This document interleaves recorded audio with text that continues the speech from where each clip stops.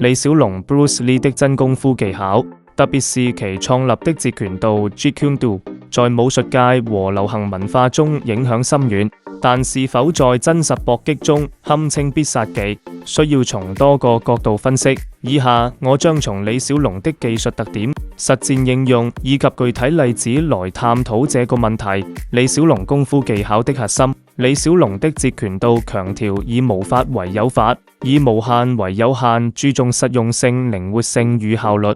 其核心技術包括：一、快速爆發的打擊，如寸勁拳 （1-inch punch） 和側踢 （side kick），以最短距離產生最大力量；二、截擊與反擊，通過攔截對手的攻擊 （intercepting）， 迅速轉為反擊，減少被動防守；三、經濟性動作，去除繁瑣的花招，追求簡單直接的攻擊路徑；四、跨武術融合，結合詠春拳、拳擊、泰拳、摔跤等技術，適應不同搏擊場景。五、身體素質，李小龍的超強體能、速度、力量、靈敏度，讓他的技術更具威脅。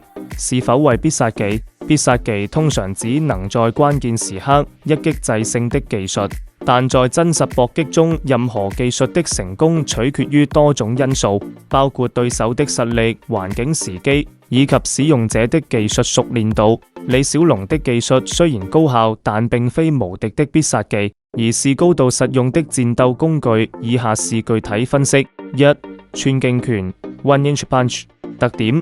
從極近距離爆發出強大力量，展示李小龍對力量傳導的精準控制。實戰應用：在近身搏鬥中，寸勁拳可用於快速擊打對手的胸部或下巴，破壞對方平衡或造成短暫眩暈。例如在街頭搏擊中，當對手試圖找鋪時，寸勁拳可快速打擊對方肋部，爭取反擊空間。局限：寸勁拳需要極高的技術熟練度和時機掌握，對力量傳遞的精準要求很高。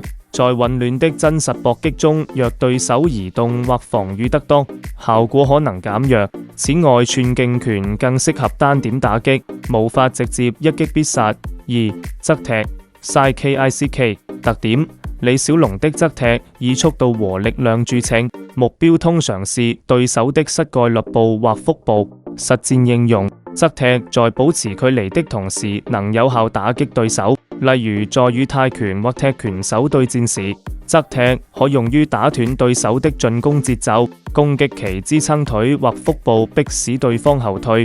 1972年電影《精武門》中，李小龍用側踢將對手踢飛的畫面，雖有誇張，但反映了其側踢的爆發力。局限：側踢需要良好的平衡和時機。若對手擅長找腿或快速閃避，側踢可能暴露使用者的重心。此外，真實搏擊中地面不平或狹窄空間可能限制其發揮。三、截擊技術特點：截拳道的核心理念是攔截對手的意圖，在對手出招前或出招瞬間進行打擊。實戰應用：例如對手揮拳時，李小龍可能用詠春的攤手或綁手化解攻勢，同時以直拳或走擊反擊下巴或太陽穴，這在快速近距離的街頭搏擊中非常有效，能迅速打亂對手節奏。局限：截擊需要極快的反應速度和對對手動作的精準判斷，在面對多個對手或武器攻擊時，截擊的成功率可能下降。真實搏擊中的表現：李小龍從未參加公開的職業搏擊比賽，因此其技術的實戰效果主要來自傳聞、訓練影片和電影展示。以下是一些具體例子：一、與詠春師兄弟的切磋。據詠春拳師葉問的弟子回憶，李小龍在香港學詠春時，經常與同門切磋，其速度和力量令人印象深刻。他能在極近距離用詠春的連環拳或寸勁打擊壓制對手。二、好萊塢的挑戰。在美國期間，李小龍曾與多位武術家私下切磋，例如空手道高手 Chuck Norris。據記載，1960年代末，李小龍與 Norris 在後院比試時，展現了截拳道的靈活性和速度優勢，通過快速的截擊和側踢控制比試節奏。三、街頭挑戰。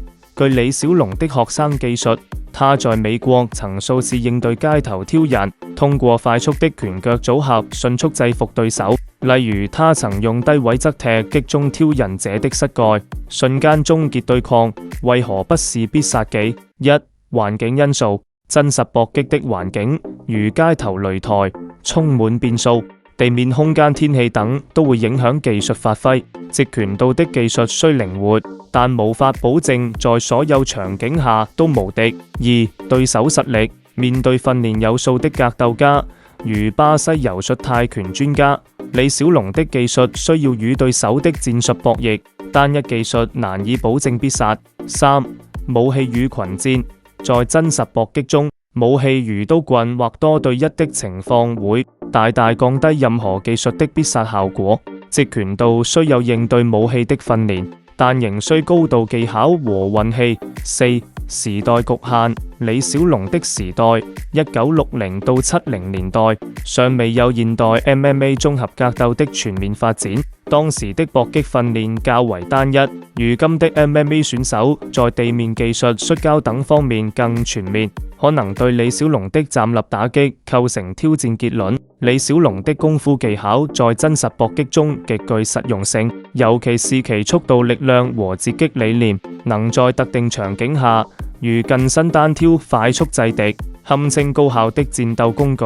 然而稱其為必殺技過於絕對，因為搏擊的成功取決於多種變數，而非單一技術的決定性優勢。他的截拳道更像是一種適應性極強的戰鬥哲學，而非無敵的絕招。如果你想深入探討某個具體技術，如寸勁拳的生物力學，請留言、歡迎訂閱、點讚、留言和分享，謝謝。